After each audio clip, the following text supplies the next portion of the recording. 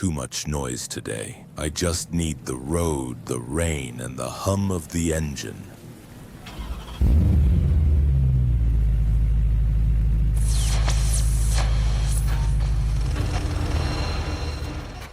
For the longest time, I truly believed that my suffering came from what other people did to me.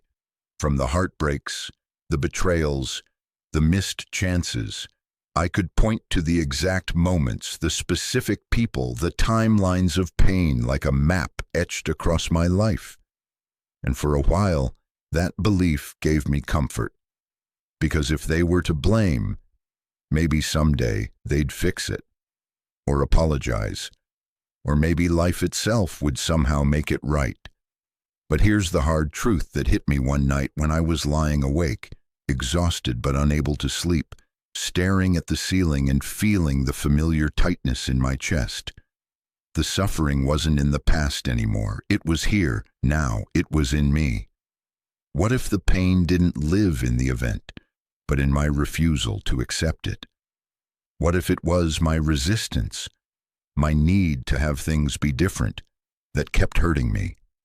It was like the floor dropped out from under me. I started to see how I kept replaying things, not because they mattered anymore, but because something inside me couldn't let go of how they should have been.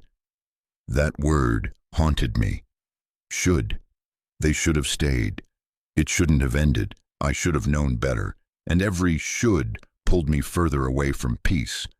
I remembered reading this quote by Jung: "What you resist persists." I'd always thought it was a nice little line, but in that moment it cracked something open inside me. I realized I'd been spending years of my life arguing with reality, like really fighting it. I wasn't just sad when something bad happened. I was enraged that it did happen. I was clinging to an alternate version of life, where everything went the way I wanted. And let me tell you, that version doesn't exist. It never did. We're taught to believe we can control life if we just try hard enough, love hard enough, plan well enough. But life has its own rhythm, and it doesn't ask for our permission. It just is. And when things go off script, and they always do, our first instinct is to fight. That fight becomes our suffering. I started to notice the pattern. Something would go wrong. A friend would disappoint me. A goal would slip out of reach. And I would spiral. Not because I couldn't handle the moment, but because I refused to let go of the story in my head. The story where I am in control. Where pain has no place. Where life owes me happiness. That resistance was like pouring gasoline on a fire. It didn't matter how small the spark. I'd burn myself out trying to change something that already happened, and I saw it in others too. Friends who couldn't move on from breakups years in the past. People who carried grudges like armor. Folks who acted like life betrayed them. Not because something bad happened, but because they believed it shouldn't have. But who says it shouldn't have? That question haunted me, because I realized that pain is part of the deal. Loss, disappointment, grief, they're built into the fabric of existence. There's no version of life where we're untouched by it. And yet, we act like pain is an error, a glitch. We fight it instead of making space for it. There was this moment I'll never forget. I was walking home on a rainy evening, soaked and angry about something trivial. I don't even remember what it was now, but I suddenly just stopped, looked up at the sky, and whispered, "Okay, I surrender." Not in defeat, not in hopelessness, but in something that felt strangely like strength, like maybe I don't have to fight everything. Maybe I can just be here, in the rain, in the mess, in the moment, and still be okay. And that was the beginning, not of happiness, not yet, but of relief. The kind of relief you feel when you stop trying to swim upstream and just float for a second. I wasn't healed. I was still aching, but I wasn't at war anymore. And I think that's the first real step. Not fixing it, not getting over it, just putting down the sword, stopping the inner commentary that says, this should be different, because once you do, you create the space to actually feel, to breathe, to begin. It's wild how much of our suffering isn't about the pain itself, but about our resistance to the pain. The expectations, the control, the need for certainty, they wrap around us like chains. And when we finally realize we're holding the key the whole time, something shifts.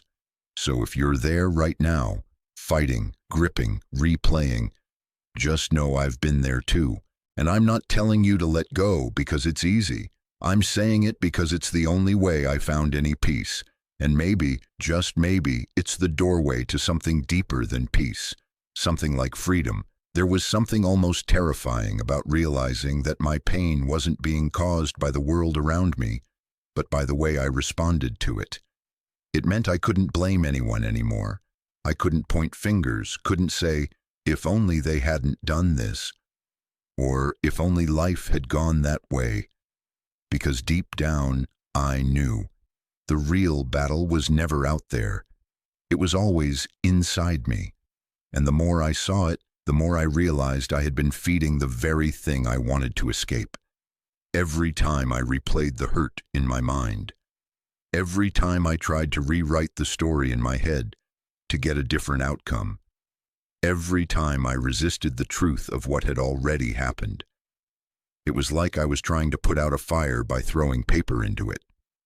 But here's what really started to change everything: the idea of radical acceptance.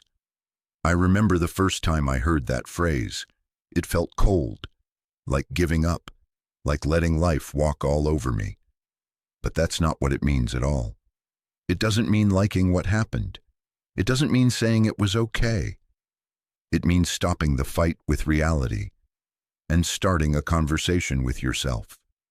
You know that feeling when you're trying to hold back tears and it just builds and builds until your chest aches? But then finally, you let them fall. And there's this strange, quiet release. That's what acceptance feels like. Not joyful, not triumphant, just real, just honest. And sometimes honesty is the most healing thing we can offer ourselves. I remember a very specific night. I was sitting alone, lights off, just me and my thoughts. I had lost something I thought I couldn't live without, and my mind kept circling back to the past, like if I just looked at it from enough angles, it would somehow hurt less. But it never did. So I tried something different. I said it out loud. It happened. I didn't want it to happen. I still don't like that it happened, but it did. And it was like something inside me exhaled for the first time in months. See, we think that acceptance will make the pain worse, but it actually stops us from multiplying it, because pain is inevitable. But suffering is the resistance. It's what we layer on top. It's the stories, the what-ifs, the could-have-beens. When you strip that away, you're left with something raw, yes, but something real. And real is where healing begins. It's like, imagine you're carrying this huge, heavy backpack. You're exhausted, but you keep walking because you think, this is just how it is. Life is hard. I have to carry this. But then someone stops you and says, you know you can put that down, right? And at first, you don't believe them. You think it's a trick, but eventually, you try. And when you do, you realize how much energy you've been wasting just holding on. Radical acceptance is that moment of putting the backpack down. I'm not saying it's easy. Sometimes it's the hardest thing you'll ever do, because it means letting go of the hope that the past can be different. And weirdly, sometimes we hold on to that hope like it's a lifeline, but it's not. It's an anchor. And when we let it go, when we finally say, this happened, I don't need to rewrite it anymore, we create space for something new to enter, a new thought, a new direction, a new strength we didn't know we had. It's kind of like when you stop paddling so hard in a river and realize the current's still carrying you forward. Life hasn't abandoned you, it's just waiting for you to stop resisting. I've learned that pain doesn't disappear just because we accept it, But it softens. It becomes something we can hold instead of something that crushes us. And over time, it transforms. It becomes insight, compassion, a kind of quiet wisdom that no book could ever teach. So if you're in that place right now, clenching, bracing, replaying, I just want you to know you can stop. You can breathe. You can whisper to yourself, yes, this hurts. Yes, I wish it were different, but I don't need to fight it anymore. And when you do, when you stop adding fuel to the fire, the flame starts to die down on its own. That's the power of acceptance. It's not weakness. It's not surrender. It's the first true act of reclaiming your life. And you don't have to do it perfectly. You just have to begin. Even after I started to let go of the surface-level resistance, something strange kept happening. I'd have these moments of clarity, real peace, like I was finally stepping out of the fog. I'd feel light, calm, even hopeful, and then, boom. Out of nowhere, something small would trigger me. A word, a memory, a look, and suddenly I was right back where I started. In the pit. Angry, hurt, spiraling. It was maddening. I thought, I already accepted this. I already did the work. Why am I still suffering? That question haunted me for weeks. I was doing everything I could to stay grounded, to be conscious. But it felt like there was something deeper, something hidden, pulling me back under every time I tried to rise. That's when I started learning about the unconscious mind. And honestly, it changed everything. You know how sometimes you walk into a room and just feel tense, even if nothing's being said out loud? Or how you keep ending up in the same kind of relationship, one that leaves you drained or heartbroken, even though you swore you'd never go through that again. That's not coincidence. That's not bad luck. That's programming. Stuff you never chose but picked up along the way. Beliefs, fears, expectations, all stored in the background of your mind like invisible code running the show. Carl Jung said, "Until you make the unconscious conscious, it will direct your life and you will call it fate." The first time I read that, I think I froze. It was like someone had put words to a feeling I'd carried for years, because that's exactly how my life felt. Like fate. Like I was doomed to repeat the same patterns. Like I was cursed with the same pain in new packaging. But what if it wasn't fate? What if it was just me? Or at least the parts of me I hadn't looked at yet.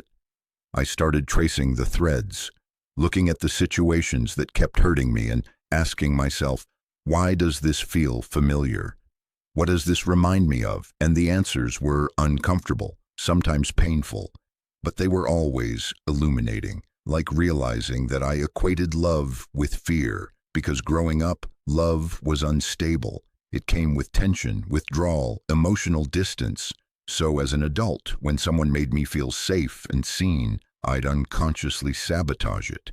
Not because I didn't want it, but because my unconscious thought it was a threat. It didn't recognize stability as love.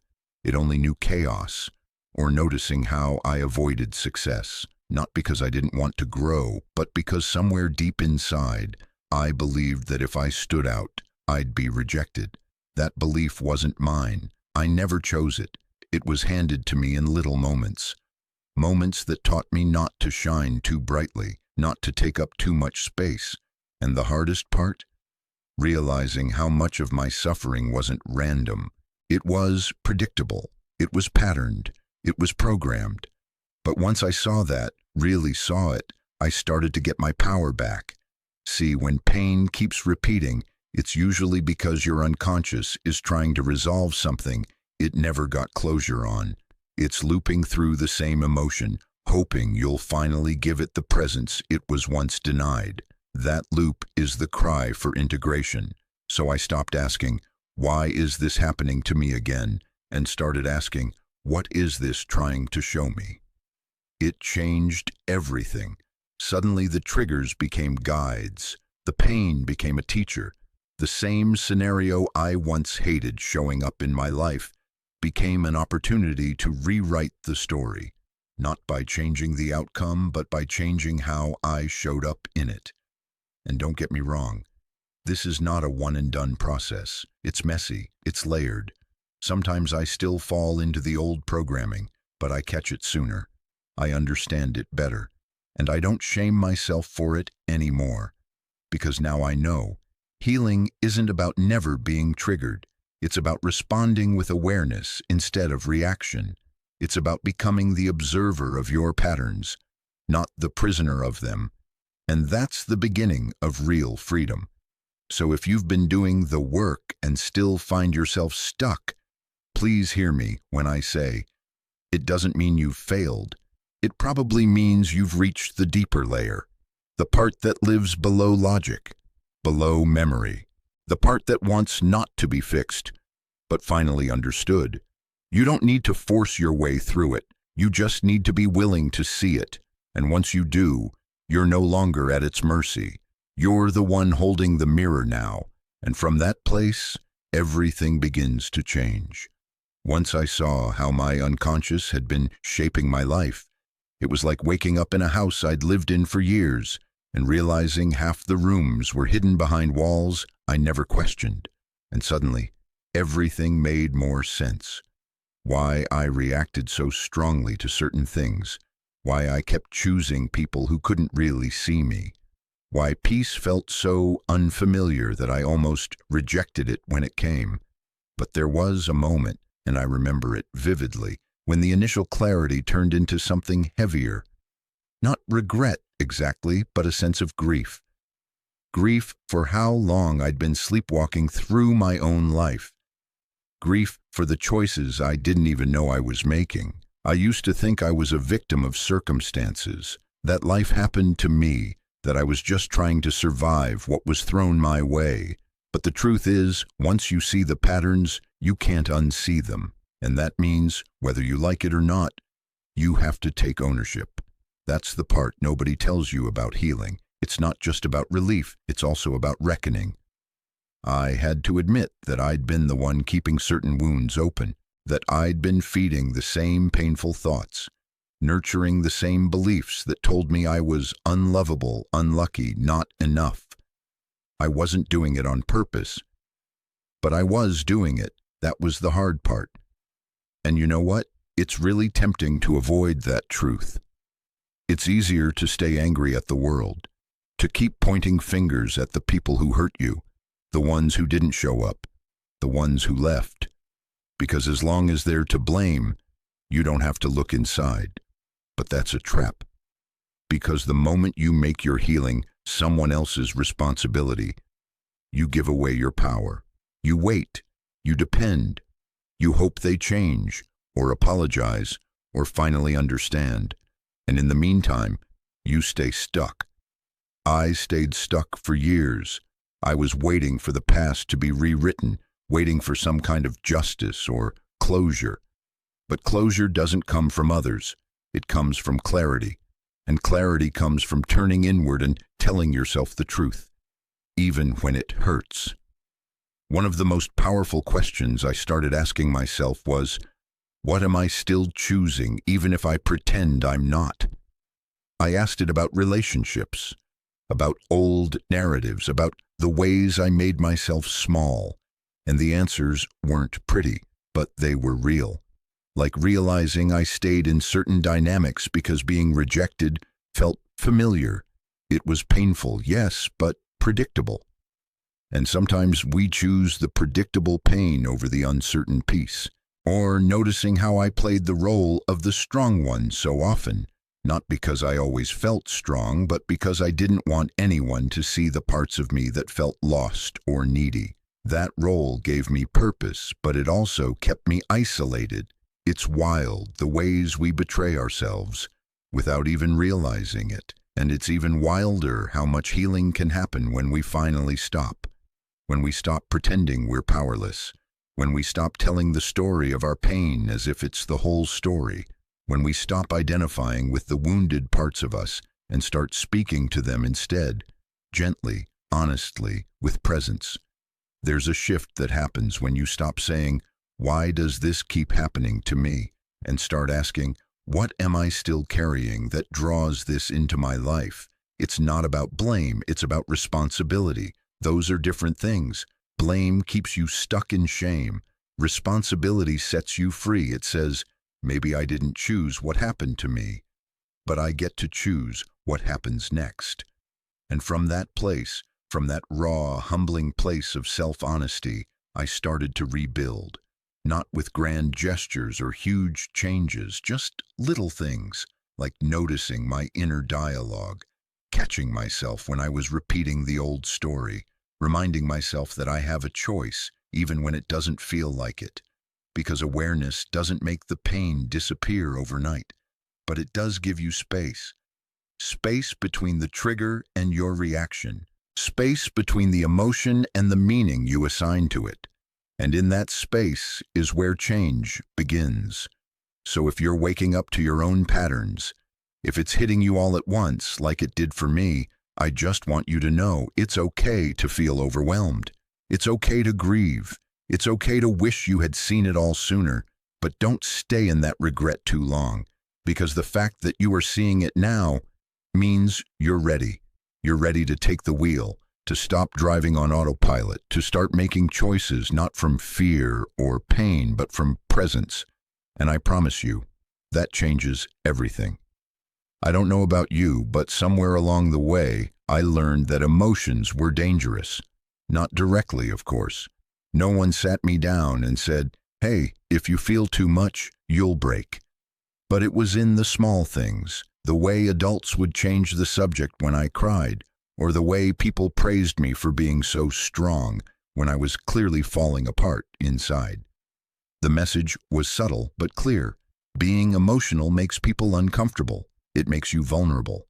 So better to keep it all in. Smile, be fine, move on. And I got really good at that. I could keep going when everything inside me was screaming. I could laugh when I wanted to collapse.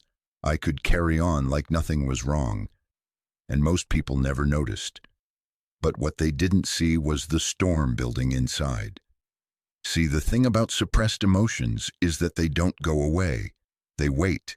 They fester. They turn into anxiety, numbness, exhaustion, and eventually they find a way to surface. Often in moments when you least expect it. A song, a smell, a random conversation. And suddenly you're crying in the grocery store, wondering, what the hell is wrong with you? There's nothing wrong with you. You're just full. You've been holding too much for too long. I remember a moment, one that I'll never forget, when I finally let myself feel something I'd been running from for years. I was sitting alone in my apartment, no music, no distractions, just silence. And into that silence came this wave of grief I didn't even know I was carrying. It hit me like a tide. I didn't try to stop it. I didn't try to understand it. I just let it come. I wept. Not the kind of crying you can hide. The kind that feels ancient, like it's been waiting lifetimes to be felt. And when it was done, I didn't feel broken. I felt clean. That was the first time I truly understood what it means to heal. Healing isn't about fixing yourself. It's about feeling what you were once too afraid to feel. It's about making space for the sadness, the rage, the terror. Not to dwell in it, but to honor it. To acknowledge that it's there for a reason. And here's what's wild. When you do that, when you sit with your feelings without trying to change them, fix them, or judge them, they start to soften. They stop screaming. Because what they really want is your presence, not your solutions. Just you. I think about it like this. Emotions are like children, and when they're ignored, they act out. But when you kneel down, look them in the eyes and say, I see you, I hear you, I'm here. Something magical happens. They settle. They trust. They begin to heal. The hard part is that most of us were never taught how to do that. We were taught to analyze, to suppress, to distract. So now, as adults, we treat our emotions like threats. But they're not threats. They're messengers. And every time we run from them, we run from ourselves. So I started practicing something simple. When an emotion arises, I don't fight it. I don't drown in it either. I just pause. I breathe. I ask, what do you need from me right now? And I listen. Sometimes the answer is rest. Sometimes it's tears. Sometimes it's just sitting in silence with my hand on my heart, reminding myself I'm safe. And no, it doesn't always feel good. Sometimes it feels like breaking, but it's not. It's releasing. Because here's the truth. You can't selectively numb. If you shut down grief, you also shut down joy.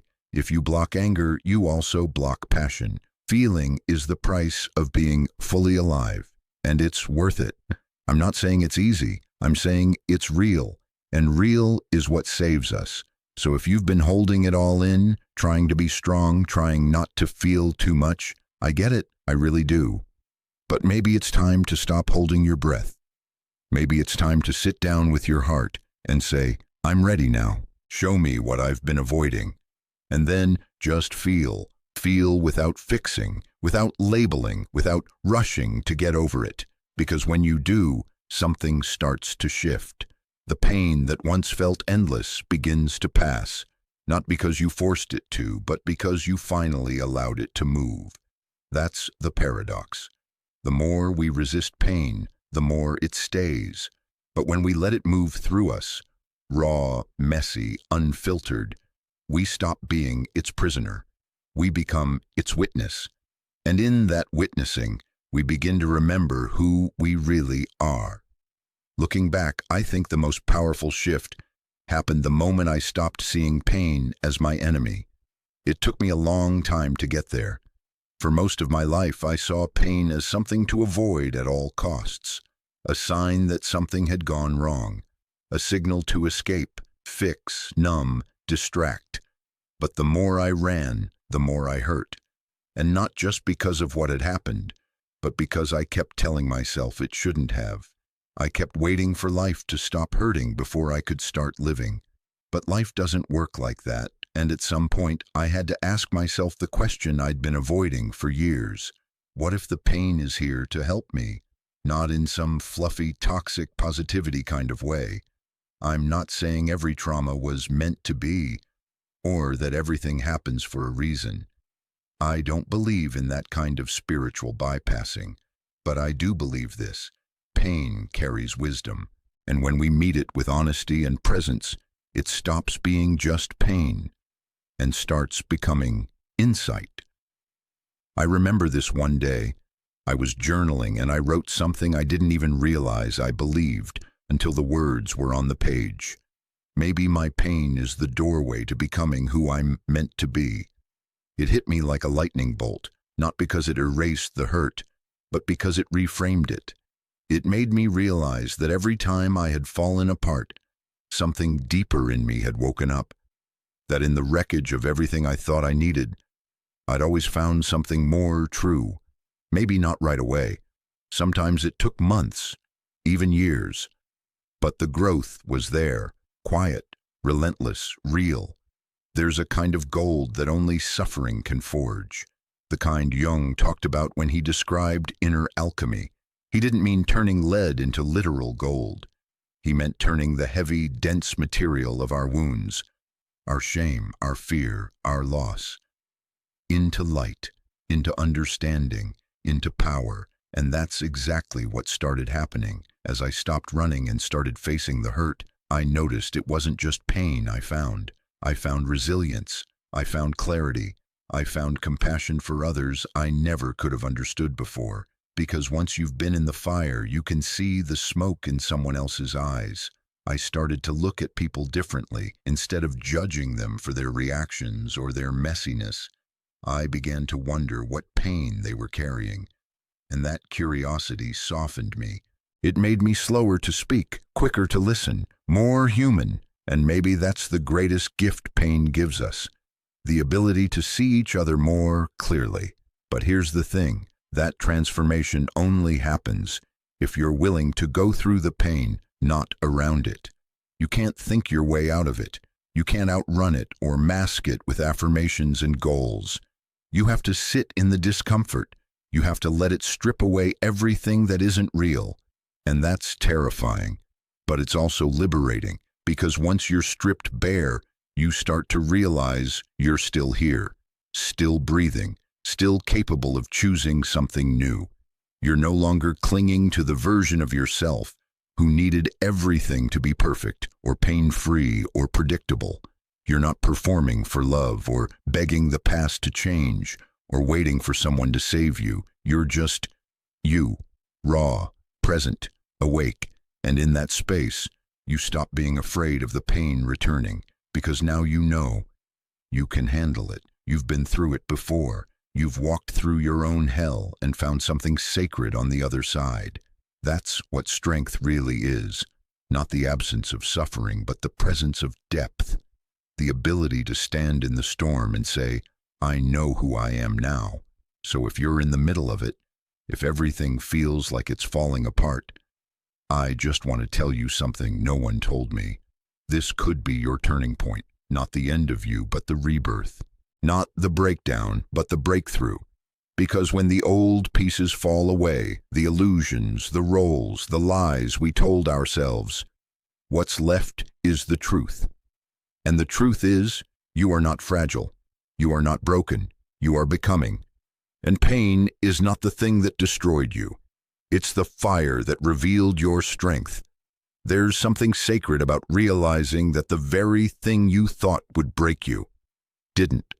That the wounds you carried for years, the stories you repeated until they defined you, they don't own you anymore. You've faced them, felt them, walked with them, and now you're standing somewhere new, not untouched, not invincible, but free. Because true freedom doesn't mean nothing can hurt you. It means you're no longer afraid of being hurt. It means you trust yourself to feel fully, to respond wisely, to keep going no matter what comes. I never thought I'd get here. Not really. I used to think that people who said they were at peace were lying, or worse, pretending. But now I understand. Peace isn't the absence of pain. It's the absence of inner war. It's what happens when you stop abandoning yourself. For so long, I lived according to what others thought, what others wanted, how others would respond.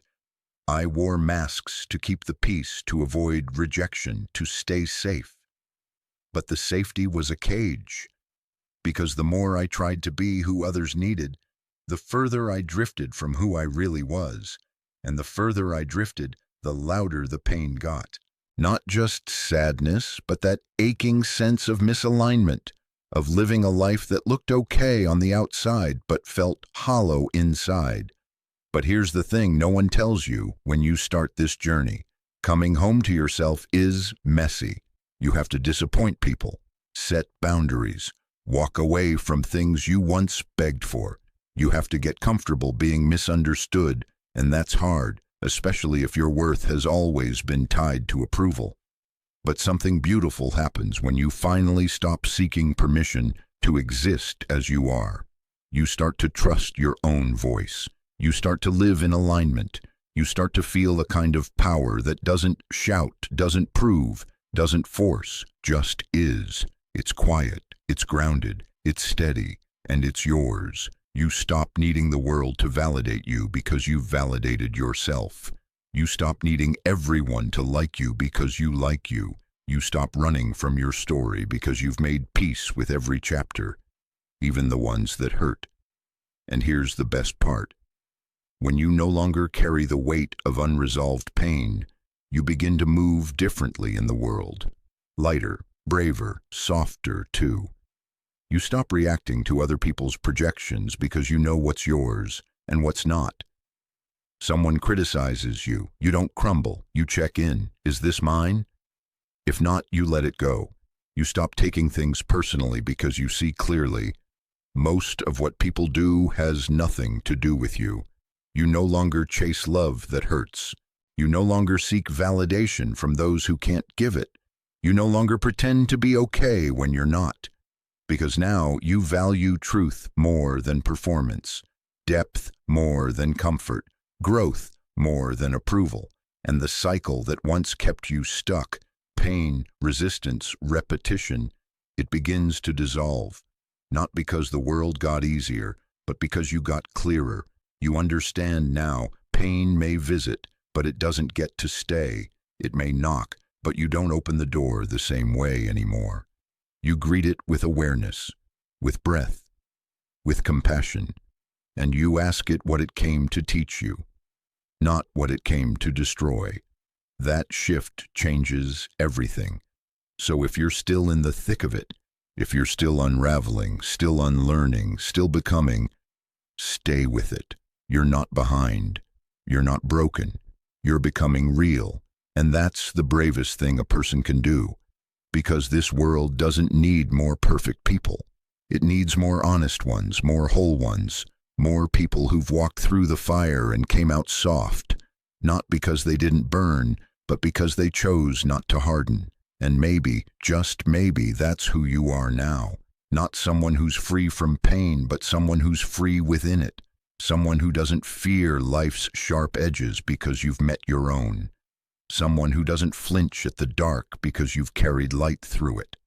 Someone who knows, deep in your bones, that suffering doesn't define you. Your response does. So here you are. Not perfect, not untouched, but whole. And that's more than enough. If this felt meaningful to you, it might mean something to someone else too.